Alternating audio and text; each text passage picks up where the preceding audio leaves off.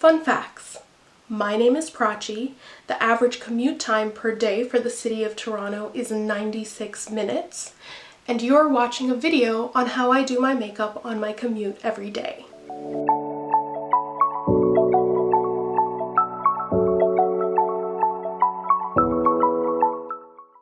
I really enjoy my sleep, I don't have a vanity, and I commute 2 hours every single day, 1 hour in the morning and 1 hour in the evening to get to class. Because of that, I tend to do my makeup on my morning commute instead of doing it at home and then wasting all of that time on a commute, because part of my commute is on a bus, and unfortunately I'm one of those people who have a lot of difficulty reading on a bus. I'm fine reading on a train, but on a bus, that ain't it.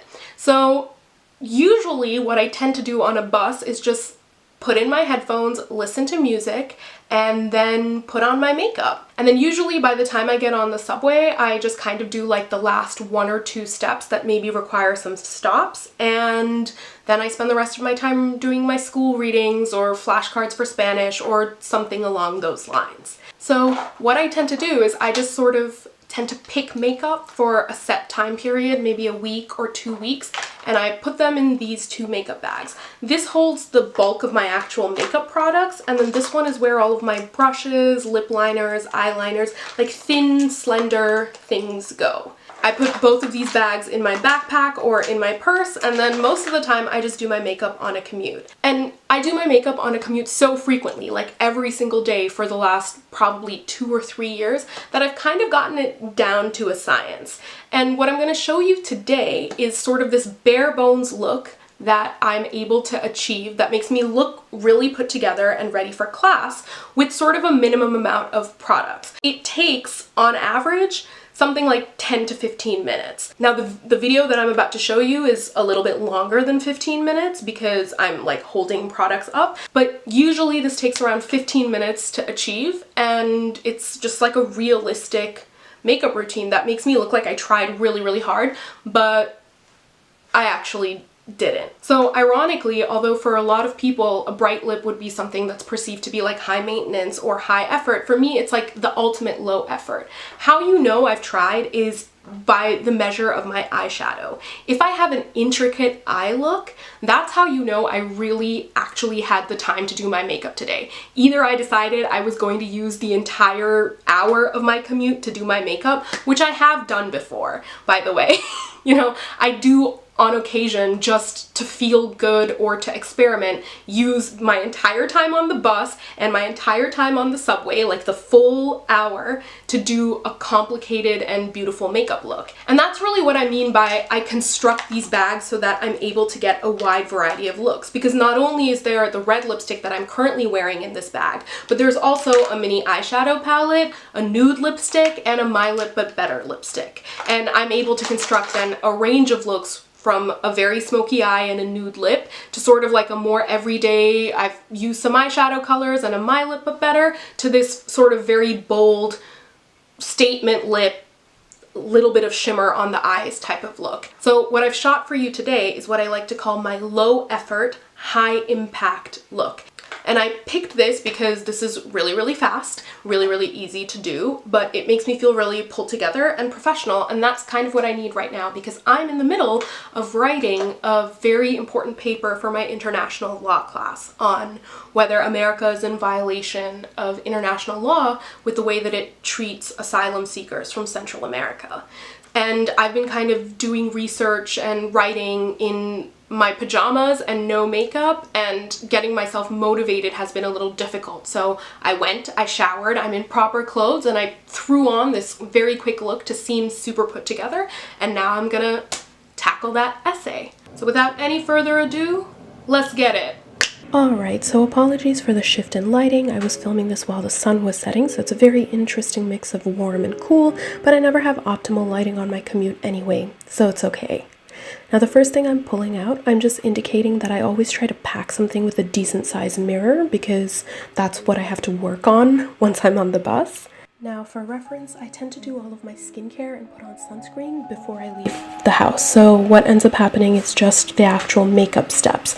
What I'm pulling out right now is a sample of the Tatcha Silk Canvas Primer. I tend not to really use primer most days when I'm just going for a very light, quick look, but I've dumped it in my bag because I want to get a sense of what it is and because I want to just use up all those little samples of primer lying around the house. So you'll notice I'm just putting it mostly on my under eye and cheek area because that's actually where I concentrate and put most of my foundation, concealer, etc.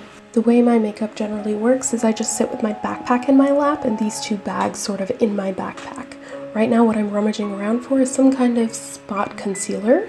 One that I'm using is the Nars Soft Matte in Biscuit. I alternate between using my fingers or a brush depending on how clean my hands are.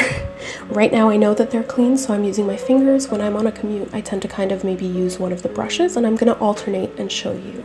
I'm using my fingers to apply it to my under eye circles. Real talk, I don't know how I feel about putting concealer on my under eyes because I feel like it always creases no matter what I do, but I'm trying not to look like a zombie, so there we go. I'm switching over to a brush now just to show you because the best use for this concealer is pretty much to actually use it to spot conceal. And so I'm just going to put a little bit on a brush and then put it on any sort of post-inflammatory hyperpigmentation that I have, the scars of stress-induced pimples. So I just take a little bit on there, I apply it right where I need it, and then I go in very tiny buffing motions to make sure that it's completely blended out and seamless. I learned this technique from Lisa Eldridge. She uses a very, very fine tip brush to apply. I'm a bit more liberal and less precise, but still looks good. I'm just continuing to do that on some post-inflammatory hyperpigmentation on the other side of my face, spot concealing as I go. I used to be really concerned about my skin looking flawless before, and I'm just not that concerned about it anymore. I'd much rather my skin look like actual skin, and so I'm willing to sacrifice a little bit of perfection for that. So I'm just going through, making sure that there isn't any sort of very bright redness or brownness peering through, but if it isn't 100% covered, that's okay. As you can see, I'm spending a lot of time blending and buffing and using a combination of both my fingers and the actual brush to make sure that that concealer seamlessly melts into my skin. Alright, so the next thing I'm pulling out is a strobe cream from MAC. Just basically any sort of radiance primer, product, liquid highlighter. And I'm just taking a small amount of it and dotting it on my cheeks. And I'm not fully blending it out yet, I'm just sort of spreading it around. And then what I'm going to do is I'm going to take my foundation and I'm going to squeeze one tiny drop on top of that strobe cream. Unfortunately, I squeezed out just a little bit too much here, so I'm using the excess to just tap it right at the center of my forehead, but oftentimes I'll just sort of leave the center of my forehead. I accidentally got some on my chin and I'm rubbing it off because I very deliberately don't put that foundation on my chin. Now I'm just going to take a flat top kabuki brush. This one's from e.l.f. It's marketed as a powder brush, but I've been using it as a foundation brush for 6 years and it's been serving me just fine that way. And I'm just going to buff and blend together that shimmery strobe cream and the foundation. And you'll notice that I'm keeping the vast majority of the product centered on my chin. I'm not really dragging it around all over my face.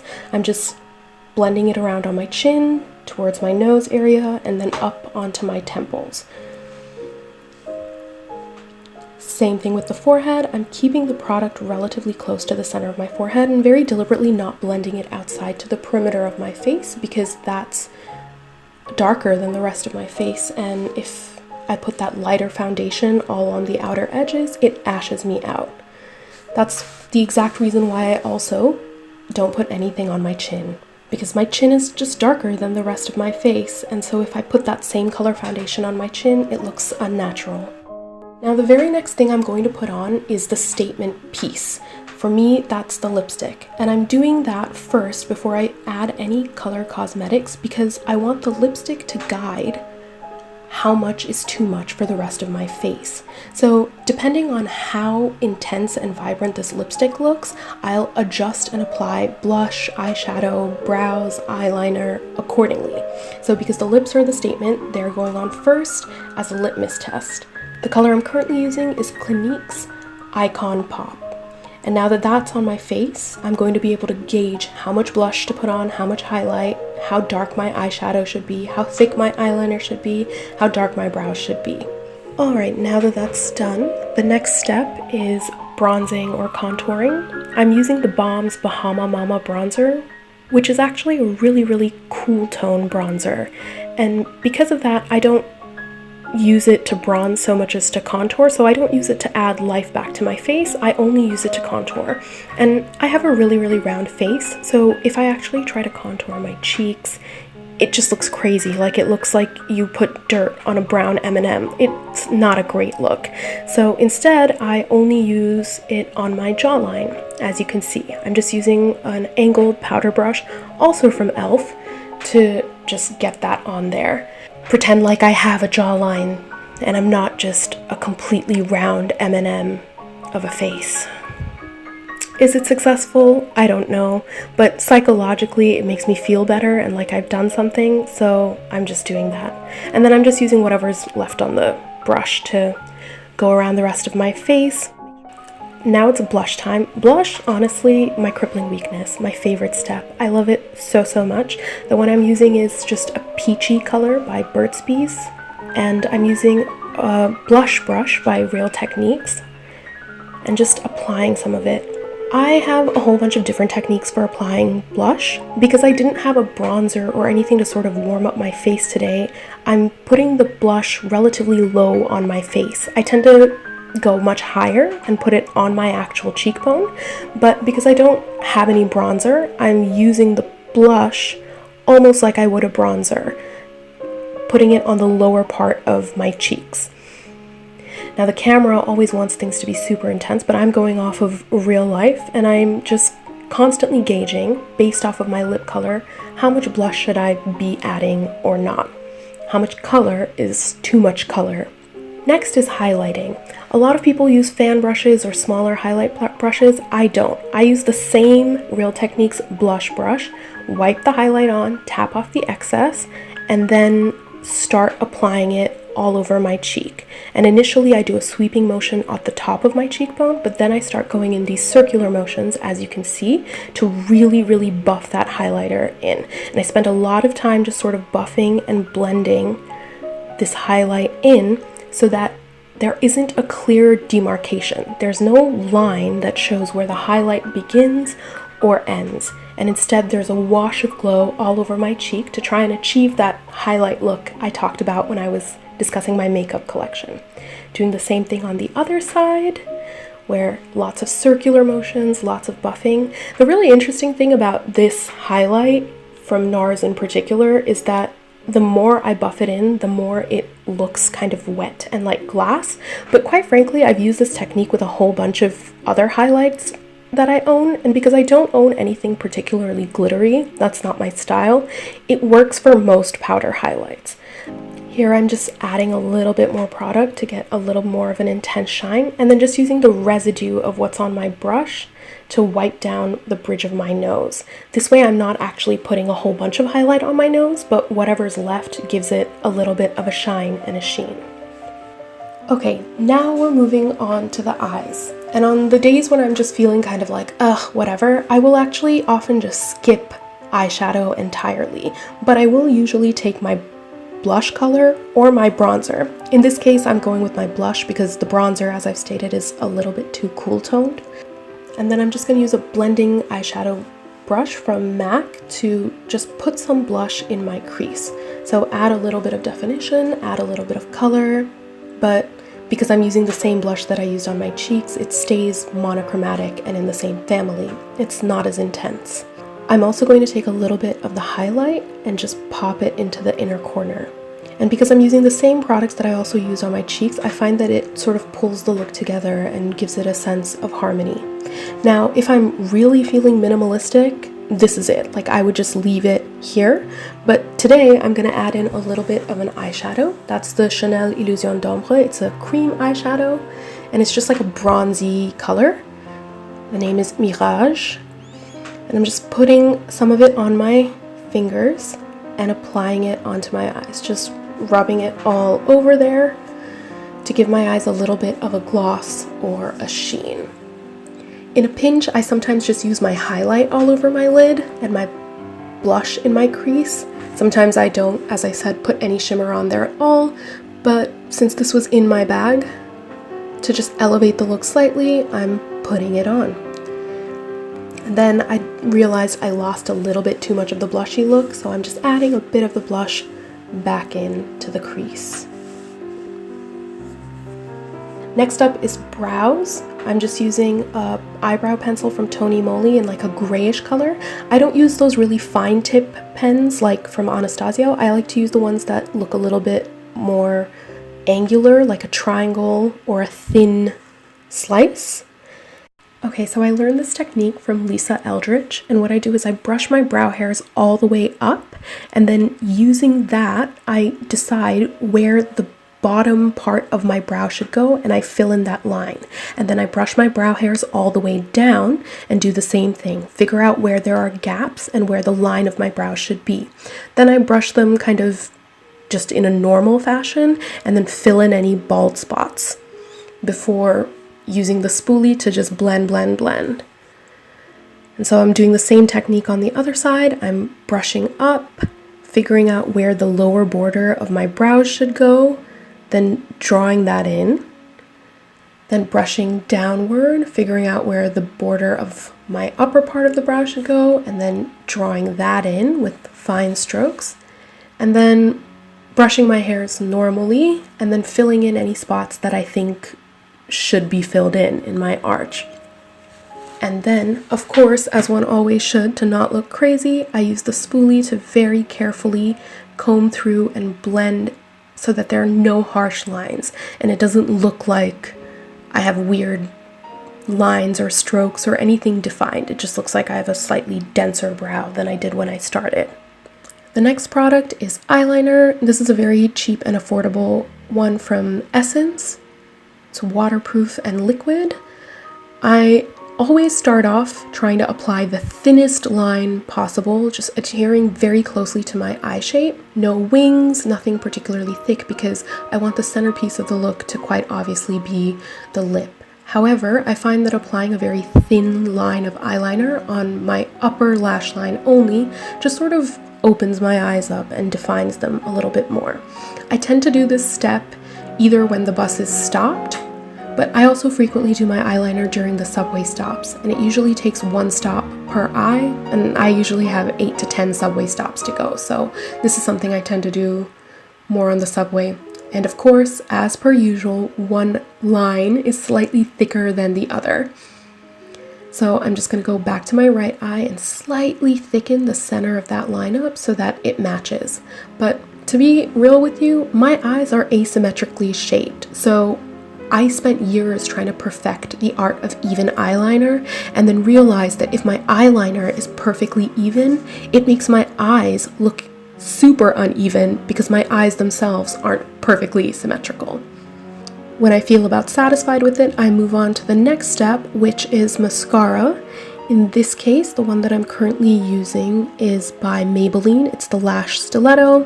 I don't love it. I prefer to use lengthening mascaras over volumizing ones because I almost always wear eyeliner, so volume doesn't really do much, whereas lengthening mascaras actually help my eyelashes show up above my eyeliner. And this isn't the best lengthening mascara I've ever used, but I have it, so I'm using it. One of the tips that I learned from Jackie Aina is that you should look down at a compact while applying your mascara, because that prevents the mascara from getting on your eyelid better than if you were looking head on at a mirror. And I started following it one day and realized, at least for me, that tip definitely worked. Hence me looking down really awkwardly as that compact as I put on my mascara. Like I was saying, I don't particularly like this Maybelline one, and it's because of this precise reason. It takes so many layers for my eyelashes to look remotely decent. And honestly, I'm kind of lazy. Who has that time? Especially when I have other mascaras that will give me the same look with far fewer swipes. Okay, now that mascara is done, I'm moving on to powder. Currently in my bag, I have a pressed powder by Charlotte Tilbury, and I'm just going to go and use that same small angled brush that I use to apply my contour to apply powder. So what I'm doing right here is I'm just checking to make sure that nothing has settled into the creases of my nose or the lines under my eyes.